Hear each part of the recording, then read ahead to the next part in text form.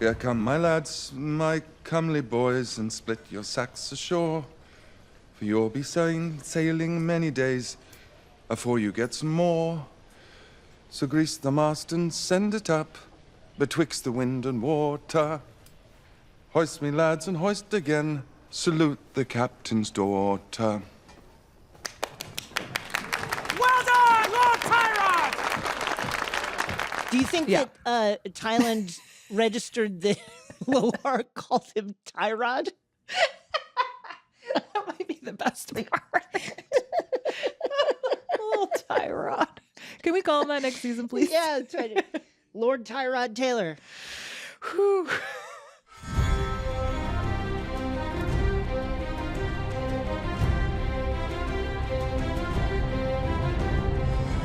Welcome to the official Game of Thrones podcast, House of the Dragon. I'm Jason Concepcion. And I am Greta Johnson. And today I am so excited about this episode because we are getting to answer your questions. We asked all of y'all to call in to our Dragon hotline and you delivered. And we have a few very special guests who are going to help us get the most official and accurate information for your questions, including from the person who I think we both consider as the official voice of the dragons themselves. Yes, you are talking about Paula Fairfield. We're hearing from some other great folks as well. And of course, as always, this is your spoiler warning. So, make sure you're all caught up and then come back to us. For every one of us who falls, 100 of them, there will be no mercy. We fight for our queen.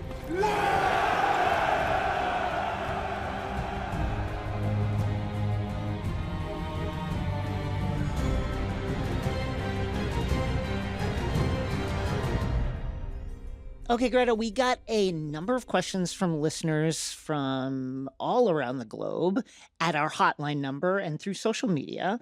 And it has been a delight to sift through these. So let's jump right in with a question that has piqued our curiosity as well. Yes, we've gotten a bunch of questions asking about the new opening credits sequence, which we talked a bit about on the podcast, but haven't gone super deep on. As y'all remember, I'm sure season 1's credits took kind of like a genealogy approach. And this season we have a tapestry, and we actually got Ryan Condal back on the line to tell us what his thinking was behind the change.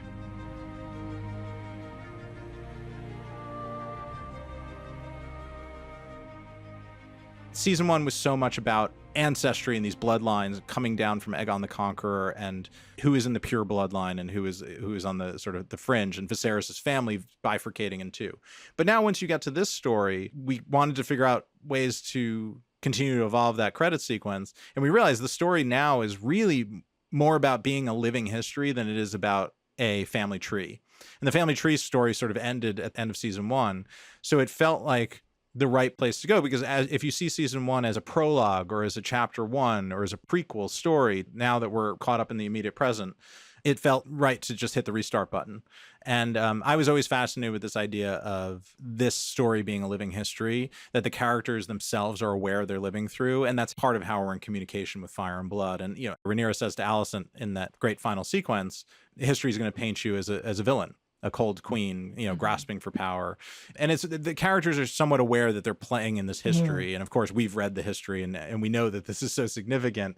So how do you dramatize that? And I've always been, as a fan of medieval history and a fan of medieval art, I've always been obsessed with tapestry as a storytelling process. It's so visual and it's so cool. And to see the history being stitched into the fabric as we go really, really inspired me. So we met with a couple of title sequence companies, animating companies, and this great company called You and Company came back with this wonderful pitch that essentially is what you see. And of course, we shaped the story and the beats that you're seeing in it. But I just thought it was brilliant. And weaving having the blood continue from the sequence in season 1 into it, and it's almost being written in blood. And I love it all. And it gives you this great foundation for something that evolves over the course of the rest of the story of the show. Yeah, and it does continue to evolve as we see different panels added at the beginning of each episode. Are there any of those moments of those panels from history that stand out to you that you'd like to highlight? I mean, I love the stuff that we haven't seen on camera. When you see the things that have been dramatized. Like the first image that I think you see that was dramatized is that first image from the pilot episode, Jaehaerys hosting the Great Council. And that's, I think, the first time people see it, they're like, oh, I saw that thing in the show. But all the stuff that happens before that is the history that has not yet been dramatized or televised. And that's the stuff that really got me, because it starts with this very mystical, magical world of old Valyria and what's actually going on there. And then the doom being portrayed, and then Aegon bending the knees of the kings of the disunited at that time 6 kingdoms, Maegor on the throne. I mean, I knowing this history so well, I just loved seeing all that stuff, because it makes you feel like it's real for the first time. These events happened in this world, and all these characters are aware of it.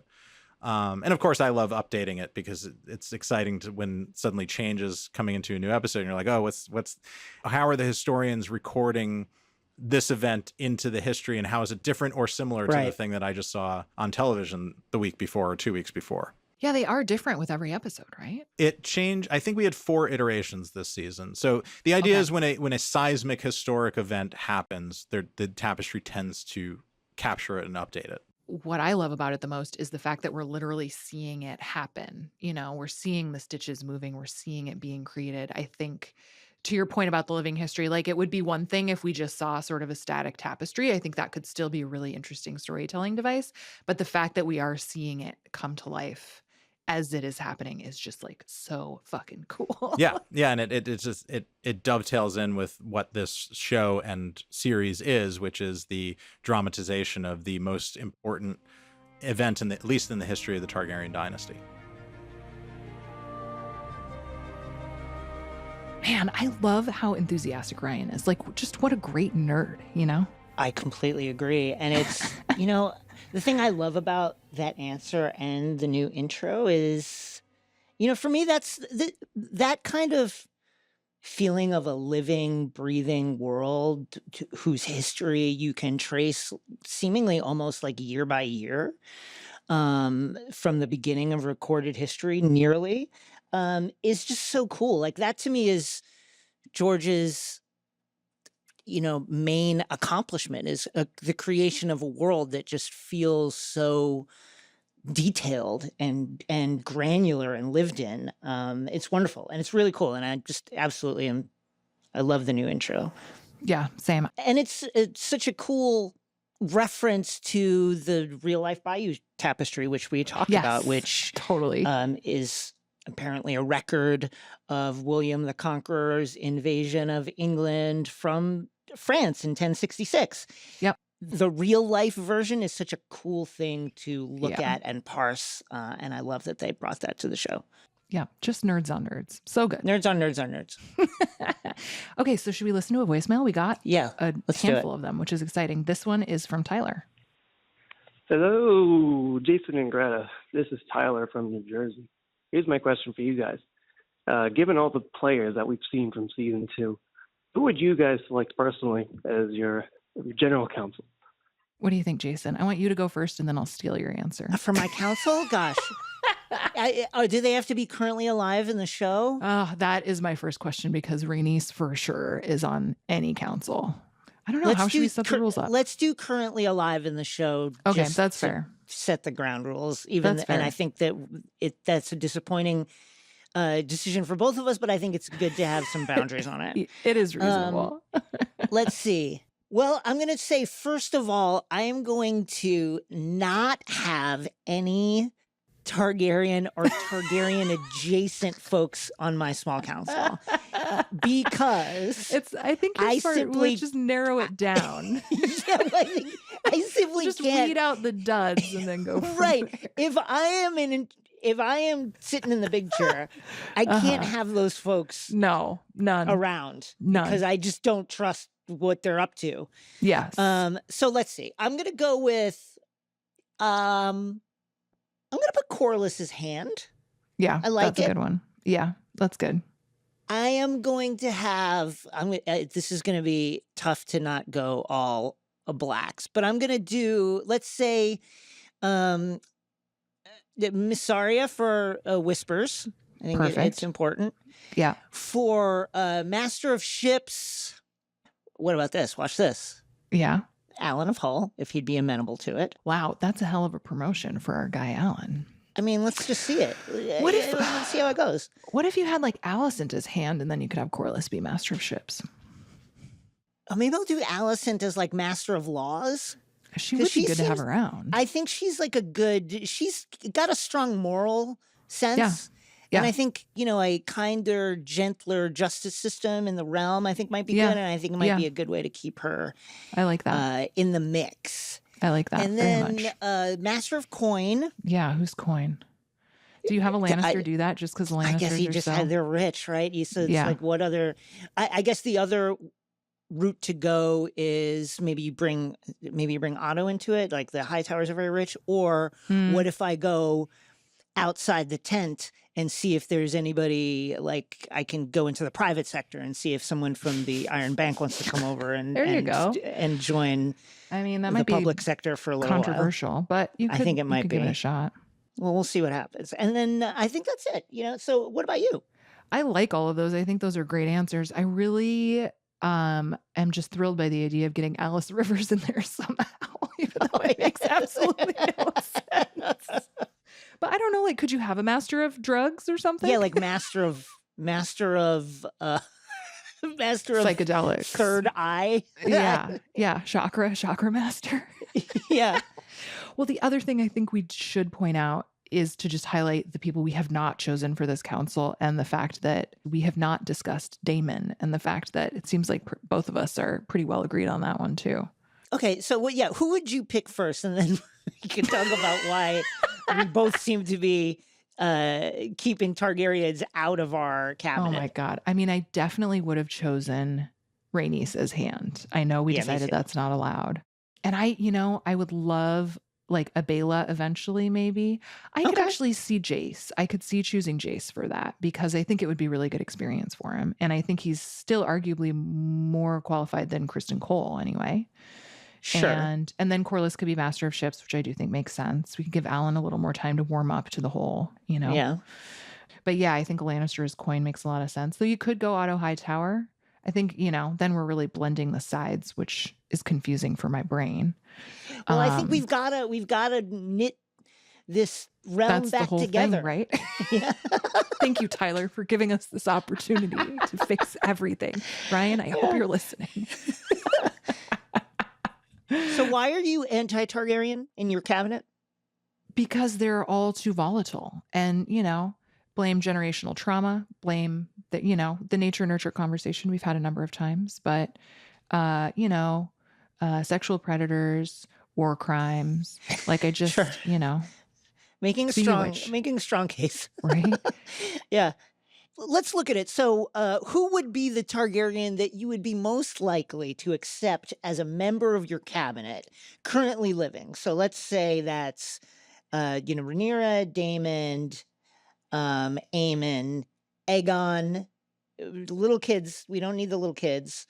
Of those, who would you select? And Helena, sorry. I would choose Helena probably. Yeah, and she could be Master of Prophecy. I know that's it's not real, but... we just invent. We're the rulers. Yeah, we just like invent a, Yeah, I mean, we talked about that a little bit with that scene in the last episode. Like you'd think, and I get that Aemon didn't like the news he got from Helena in that scene, but if I were picking up on the fact that someone who lived in my house could like extremely tell the future, I would be like, okay, I need you by my side all the time. I completely agree. Here's another voicemail. Hey, this is Alicia from North Carolina. I have truly loved hearing your episode summaries at the start of each podcast, and one of my favorite parts was Aegon being coined the Crispy King, but he looks a little less crispy since he started to heal. So my question is, will he get a new nickname? I mean, Runaway Royal, Missing Monarch, what should we call him? How about Aegon the Convalescent? Yeah, that makes sense. And of course, none of these sobriquets would be uttered in the king's presence ever. 1,000%. Yeah, but if should he, and God's be good, he will survive into old age. The long-lived ruler of Westeros. What do you think they would call him? For instance, the infamous worst king in Targaryen history, Maegor, is called Maegor the Cruel, and then Jaehaerys is called the Conciliator for bringing the realm together. What do you think? Obviously, Aegon the Crispy is out. It would not go in the official rules. So what do you think the official nickname would be? Well, what was it for those 10 seconds? Magnanimous, right? Yeah, the Aegon the Magnanimous. Maybe he'll go back to magnanimous. Maybe I like it. Change his ways and make some good choices and be generous in spirit. Aegon the Victorious, risen from the ashes. Aegon the Peacemaker. Aegon the Rebuilder. Aegon the Realm's Delight. I like that a lot for him. Shall we go to another voicemail? Yes.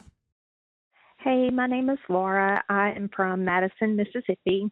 And my question is, has anyone thought about where Laenor Valerian is?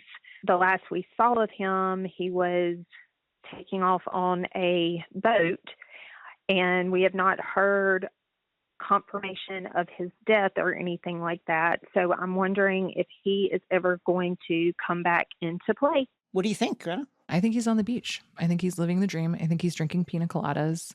If I were him, I wouldn't come back. I think he never comes back. I agree with you. Yeah. I think he's, did he get sent on his way with a full purse? I wonder. I think that Essos in general is often a place where disaffected Westerosi exiles end up, living by their wits as like sellswords or pirates, as we've seen, or what have you. So I would imagine that he is, in addition to living his best life, he's probably making a living as some sort of either a pirate or a mercenary of some sort. A sword for hire. He is working. In more than one way. You know what I mean? When you said the thing about the full purse, I had to keep it to myself. I think he's having a great time. Yeah. It hadn't even occurred to me that he might come back. It's wild to think about. I wonder if that would ever happen. If I was him, I would never come back. No, it seems you got to stay out of that. You got to dedicate yourself to team not come back. Do not come back. Yeah, I agree with that completely. Let's go to Rachel. Hi, Jason and Greta. My name is Rachel. My question is about the figure we see in the background of the Godswood before Daemon's vision in episode 8. Are there any spoiler-free insights that you can share with us? Yeah, that was really cool. So that is a green man. One of the green men.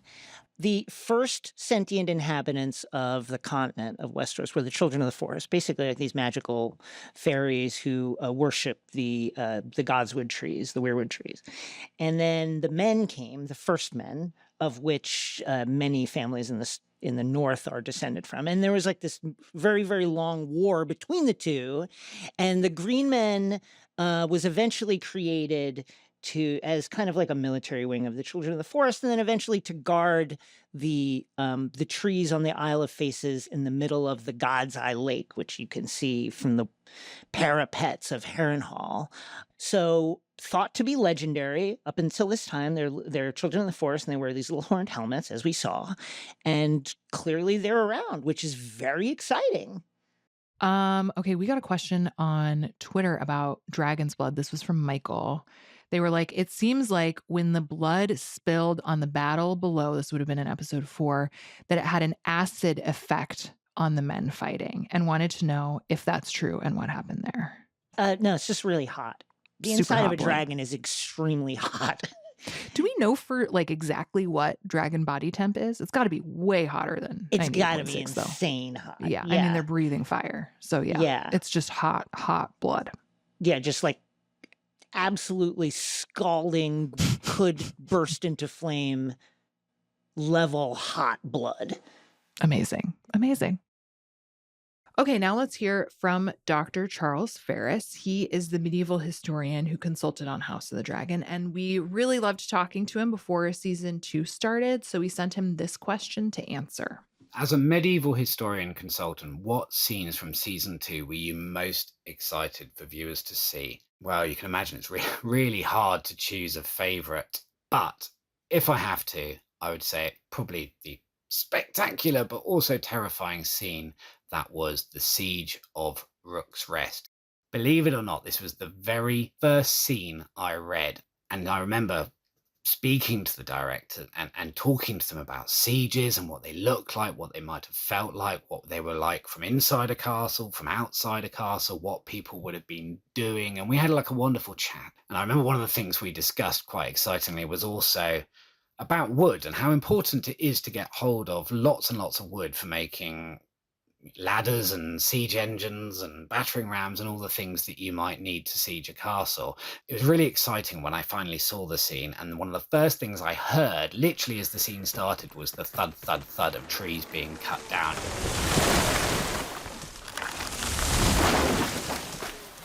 And I thought, wow, that's amazing. Like, that might actually have been my impact on this scene. So that was super, super exciting and humbling, really. That's awesome. I love the wood thing really cool. So much. It's perfect. I would never have thought of that. Next, let's play a voicemail from Noelle. Hey, Jason and Greta. This is Noelle from Richmond, Virginia. My question is around my favorite character, Princess Rhaenys. How do you think the trajectory of the war would go if she didn't have her untimely, heroic death? And as a bonus question, if you could bond to a dragon, what would you name it? And what would the dragon look like? Thanks. Love the pod. Rhaenys was so level-headed. Mm-hmm. And I think especially as we have talked about, there's a lot of foreshadowing and foreboding around Rhaenyra and her trajectory, especially given the messianic quality of what she thinks she's doing at this point in the story. And I could see Rhaenys shifting those tides a little bit is kind of my first thought. What do you think? I agree with that. I think I could see, well, it depends if she survived and got away and she comes back. Okay, so then I think that one, they'd probably pump the brakes on the dragon seed plan just a little bit. So. I think so. I think too. if you had her as someone to train your dragon force, not just the dragon seeds that you have coming up, but like God, but Jace and Bela, like that would be huge and could have the potential to swing the war like all on its own. So I think it's just an immeasurable loss. It's a huge loss. It is interesting to think through. I mean, no one has really talked about the idea of like dragon battle tactics. It really is just sort of like there's an on switch and off switch. And that's kind of all we're getting, you know? They gave you know, I feel like they're giving Hua like a little card with like 4 Valerian words on it. And they're just like, go ahead. Good luck out there. Yeah. This one is Dracarys' Flames. Yeah. A lot of room for growth with that. Totally. That's really funny. What would you name a dragon? Oh God. I would name it after, so my dog is named Donna. I would name my dragon Daenerys. Oh, that's really good. What would you name yours? We've been brainstorming dog names in our household, and our 2 top ones these days are Science and Beefcakes. And I think those would both make really good dragon names. That's really cool. I think Science, especially in that medieval world, would be pretty fun. And I'd want a gray dragon. I'd want like a gray-blue dragon, something that you couldn't really see if I was flying high enough. I don't want like a... That's smart. Caraxes or, you know, like a really red dragon or like Sunfire is too, like stands out. Too much contrast with the sky. I want to be kind of low profile. Wise. Yeah. Flying up in the sky. Camo dragon. Yeah, that'd be great. Digital camo dragon. Perfect. Good. Yeah.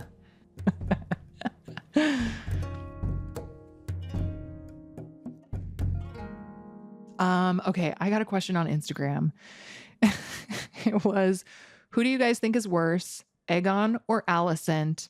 I think Alicent. I mean, is the question I got. I feel like I need a lot more context. Like worse how? I agree, especially because, as discussed on the sexual assault scale. Yeah. That, I mean, that's, you have your answer there, I think. Right. And to which I would add that, of course, both these characters are like entering into like a cycle of trauma and toxicity. That said, Alicent was introduced to that extremely young, and as a woman has like very little societal agency, like anyway. And I think it's Aegon easily. Yes, I completely agree. Yeah. I think I can see why it partly gets complicated because Alicent's complicity contributed to Aegon's terribleness. Yeah. However, Aegon is his own person and made a number of very terrible decisions over the course of these 2 seasons. And it's also, definitely like, worse. How does Viserys get off the hook? Where was he when Aegon was doing a million bad things and being a piece of shit, being terrible? I understand the guy's skin was falling off. And he was addled, the various late stages. Addled. But like, he was either way too soft on his kids or like not involved. And in fairness to Alicent, she was dealing with these things at a really young age. And it would have been nice if we would have got some rulings from the king with regards to his wayward progeny. I appreciate you saying that because I think I am much harsher on Alicent as a parent than I am on Viserys, and that's not fair. And you are correct. Let's go to another voicemail, this one from Aiden. Hey, my name is Aiden, and I just wanted to ask, what do you think is up with Darren and his future in the show? We talked about that a little bit. Like, I'm curious where his allegiance lies in terms of being a ward. Obviously, Alicent is really interested in seeing how he turned out because he did not have the, we'll call it benefit of being in King's Landing. But I mean, we saw this a little bit in Game of Thrones, I think, about Theon Greyjoy, right? In terms of like your identity inherently is complicated when you are sort of like given away. And obviously this context is a little different because he's still with his own family, but that's still, I think, going to be pretty interesting to see how that piece plays out.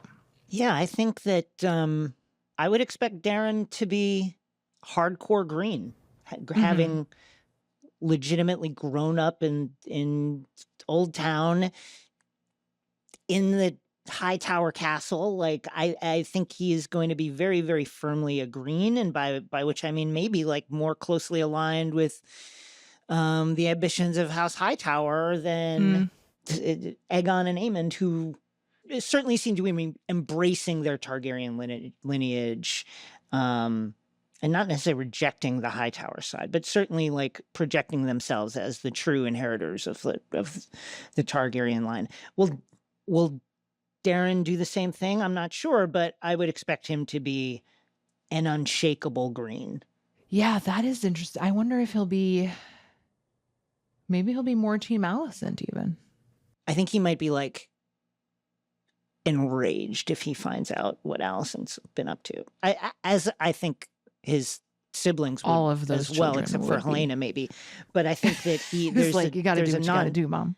I think there's a significant chance he would be. He doesn't even know her. You know what I mean? Like, I think that he among them all might be the first to say, let's execute her if he were to find out about it, because he really has no relationship with her whatsoever. Dun, dun, dun. Dun, So dun, much to look dun. forward to. We also sent a question to Paula Fairfield. She is the sound designer for House of the Dragon, and we asked her what Silverwing sounds like when she finds Ulf, and how Paula created the sounds for Vermithor when Rhaenyra starts her insane dragon lottery.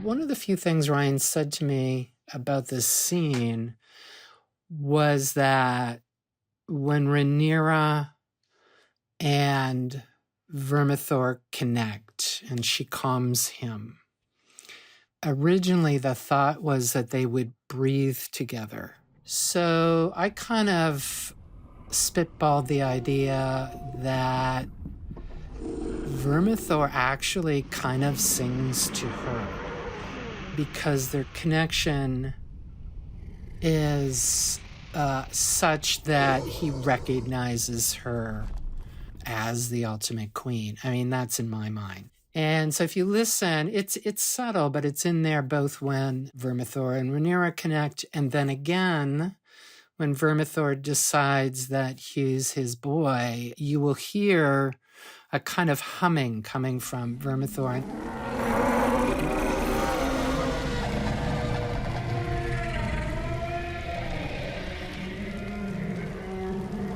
Come on!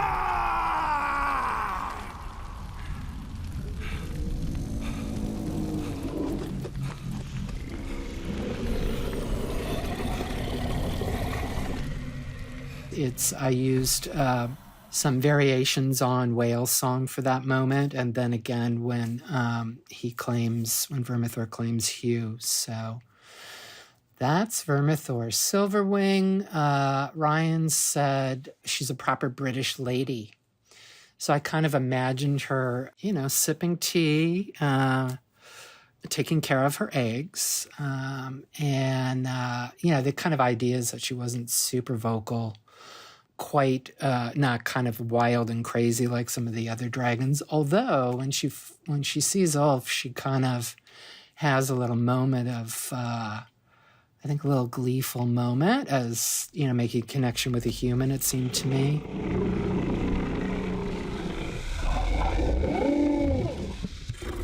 So yeah, and I imagined her vocalizing with proper Queen's English. So I don't know. I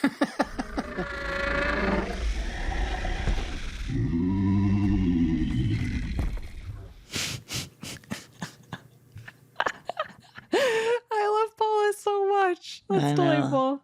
Great answers. That's perfect. Let's see. We have another voicemail. This one's from Jess. Hi, my name is Jess. I'm super curious about the acknowledgement of magic. Obviously, this is a fantasy series.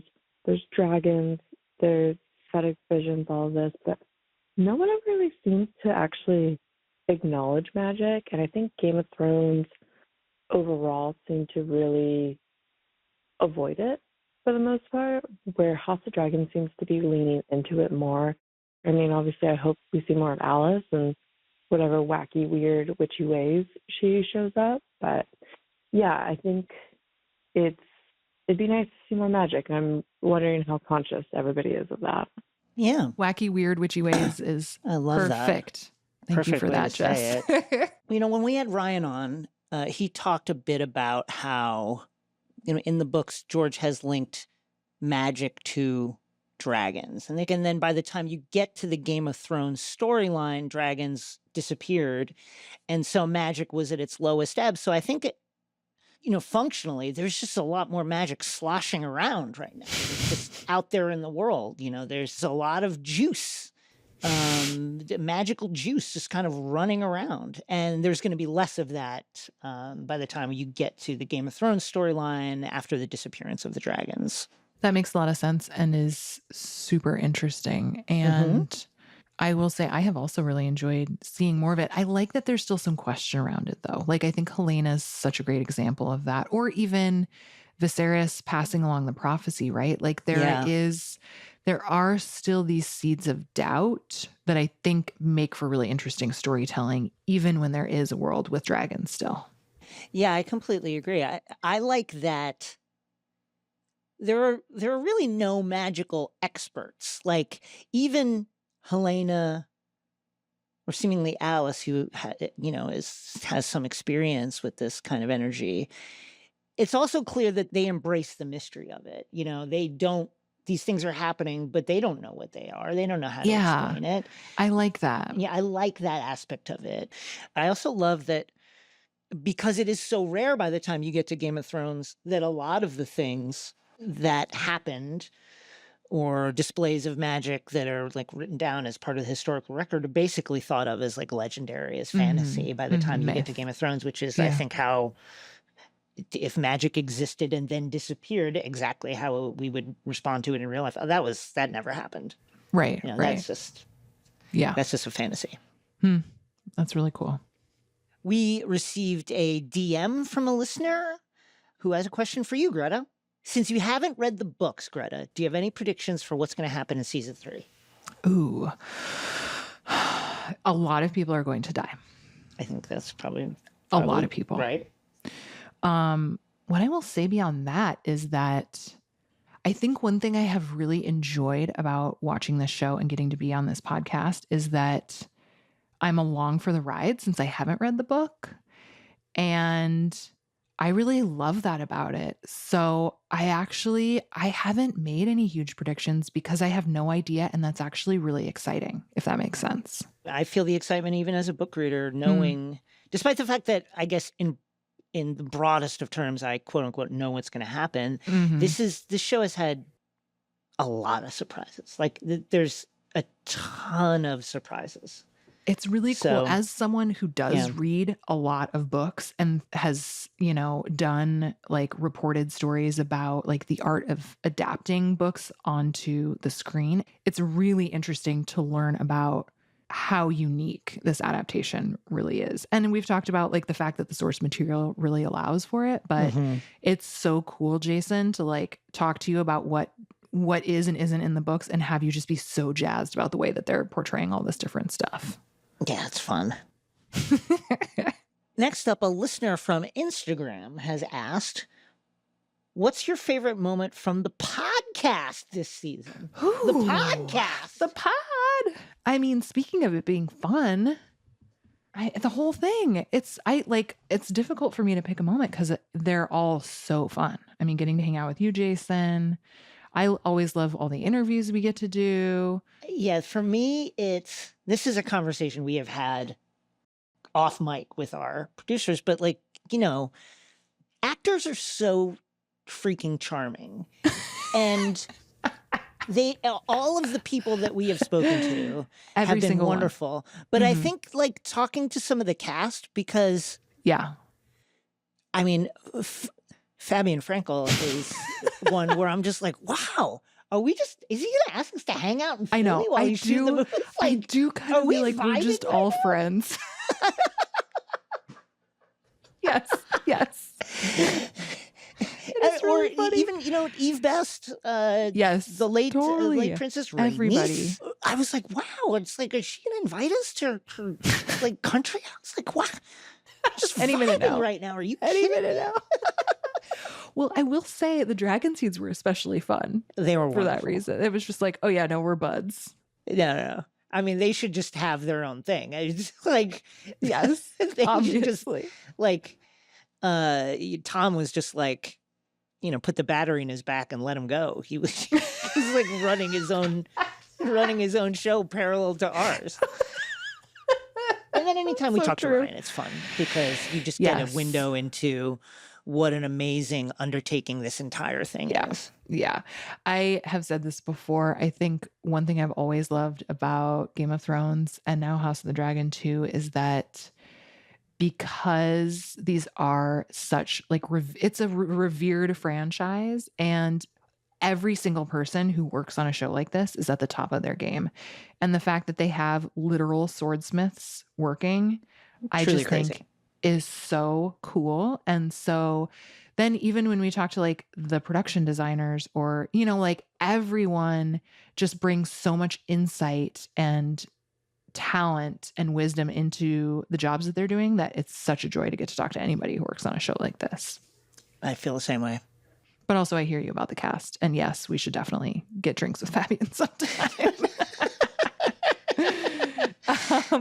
So this was just a delight. It was really fun to hear from many of you. We really appreciate all of you chiming in. And there were so many great questions that you all called in with, and there were just like too many for us to actually be able to answer in one podcast episode. But we did want to say thanks to all of you for calling in because you are just the best. Hey, Jason and Greta. This is Edwin from Orlando, Florida. Hi, my name is Joseph. I'm from San Antonio, Texas. Hi there, my name is Joel from Lincoln, Nebraska. This is Ashley.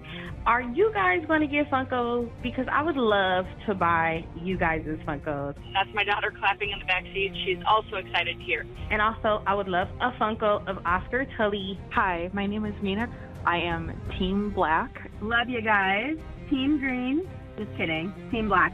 This is Sarah calling from Roanoke. Thank you so much. Shout out to the whole cast. I am definitely waiting for season 3, and I love you guys. And that is all for today's episode. We'll be back in 2 weeks for our final episode of this podcast season. Yes, and in the meantime, of course, you can rewatch every single episode of House of the Dragon on Max. And if you like what you are hearing on this podcast, we would super appreciate it if you would leave a rating and review on your podcast player of choice. Of course, you can find us on the Game of Thrones and House of the Dragon social media handles, and you can find me at Greta M. Johnson on X and Instagram. You can find me at NETW3RK. The official Game of Thrones podcast, House of the Dragon, is produced by HBO in collaboration with Pineapple Street Studios. This podcast is hosted by Greta Johnson and Jason Concepcion. Our executive producers for Pineapple Street are Gabrielle Lewis, Jayanne Barry, and Barry Finkel. Our lead engineer is Hannes Brown, and Hannes also mixed this episode. Pineapple's head of sound and engineering is Raj Makija, and Pineapple's senior audio engineers are Marina Pais and Pedro Alfira. Our editor is Darby Maloney, with fact-checking by Melissa Akiko-Slaughter. Our producers are Ben Goldberg, Elliot Adler, Melissa Akiko-Slaughter, and myself. Special thanks to Michael Gluckstad, Allison Cohen, Kenya Reyes, Savon Slater, and Aaron Kelly from the Max podcast team. We will be back in 2 weeks, a fortnight, with a special episode that looks out at the wider world of Game of Thrones. You guys are great, and I can't wait. Well, maybe I can wait till 2026. So I'll hear you guys all in 2026.